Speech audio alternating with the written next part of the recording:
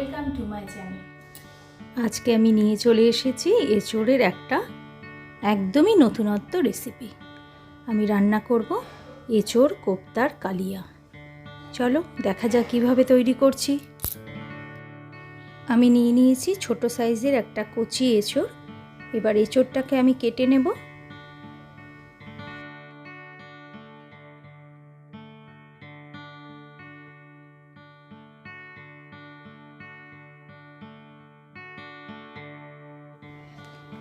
এঁচোড়টা ছোট ছোট টুকরো করে তারপর প্রেসার কুকারে 3টে হুইসেল দিয়ে সেদ্ধ করে নেব। এছাড়া এই রান্নাটাতে বেশ কিছু ইনগ্রেডিয়েন্টসের প্রয়োজন আছে, সেগুলো আমি তোমাদের রান্নার সময়ে ব্যবহার করব যখন, তখনই জানিয়ে দেব। ইনগ্রেডিয়েন্টসগুলো তোমরা দেখে নিতে পারো।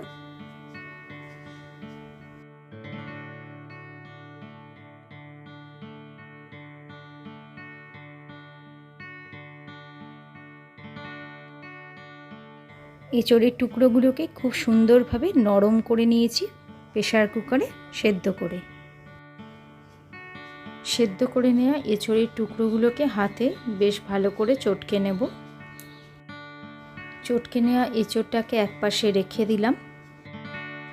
এঁচোড়ের সাথে মেশানোর জন্য আমি 4টে ডিম সেদ্ধ করে নিয়েছি। এবার এই ডিম 4টেকে আমি একটা গ্রেটার দিয়ে ভালো করে গ্রেট করে নেব।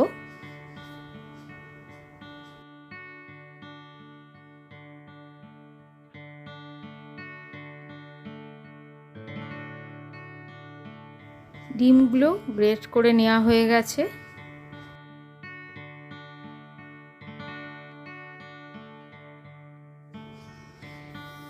প্যান গরম করতে বসিয়ে দিয়েছি। এবার আমি তাতে দিয়ে দিলাম 2 চামচ মতো সর্ষের তেল। প্রথমে দিয়ে দেব রসুন কুচি। রসুন কুচিগুলোকে বেশ খানিকক্ষণ ভেজে নেব। রসুন ভাজা হয়ে গেলে এবার দিয়ে দেব কুচিয়ে রাখা কাঁচা লঙ্কা। রসুন আর কাঁচা লঙ্কাটাকেও এবার ভেজে নেব। এবার দিয়ে দিলাম কুচিয়ে রাখা পেঁয়াজ। পেঁয়াজ, রসুন, কাঁচা লঙ্কা আবারও খানিকক্ষণের জন্য ভেজে নেব। এগুলো সব ভাজা ভাজা হয়ে গেলে এবার দিয়ে দেব চটকে রাখা এঁচোড়টা।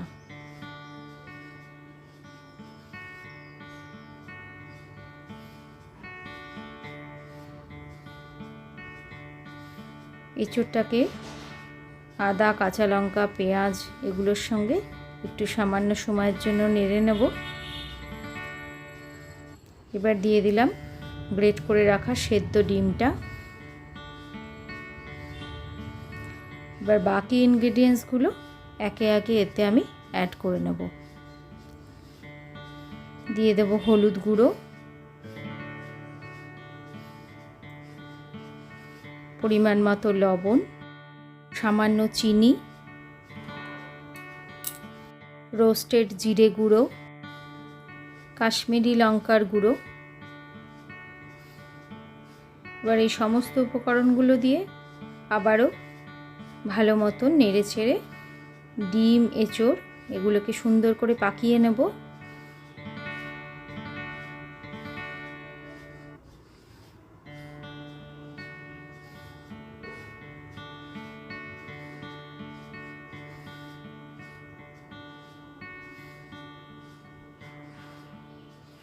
এবার এতে দিয়ে দেব একটু সামান্য এলাচ গুঁড়ো আর বেসন।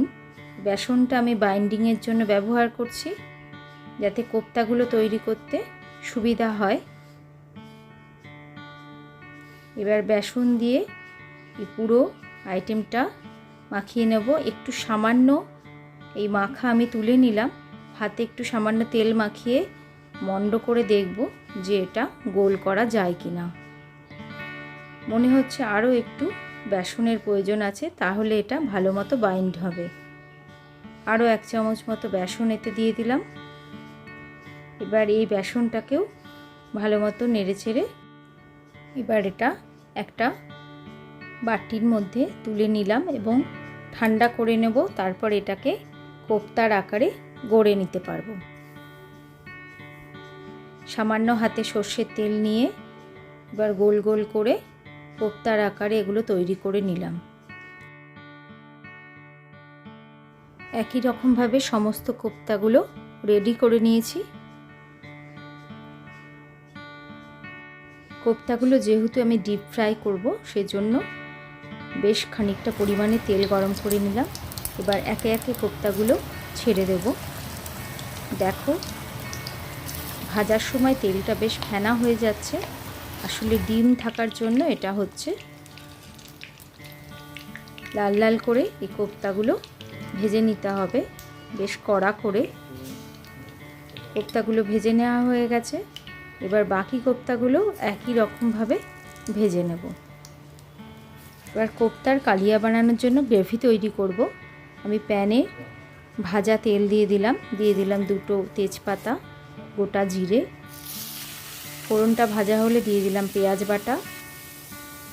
বাটা ভাজা হতে হতে দিয়ে দিলাম আদা, টমেটো পেস্ট। এই সমস্ত উপকরণগুলোকে বেশ ভালো মতো কষিয়ে নিতে হবে যাতে এর কাঁচা গন্ধ না থাকে। এবার দিয়ে দিলাম লবণ, পরিমাণ মতো লবণ দিলাম, হলুদ দিলাম, শুকনো লঙ্কার গুঁড়ো, কাশ্মীরি লঙ্কার গুঁড়ো, বেশ খানিকটা চিনি। সমস্ত উপকরণ দিয়ে আবারও কষিয়ে নিলাম। এবার সামান্য জল দিয়ে দেবো এতে গ্রেভির জন্য। জলটা দিয়ে আবারও মশলাগুলো কষিয়ে নিলাম। মশলাটা কষে গিয়েছে।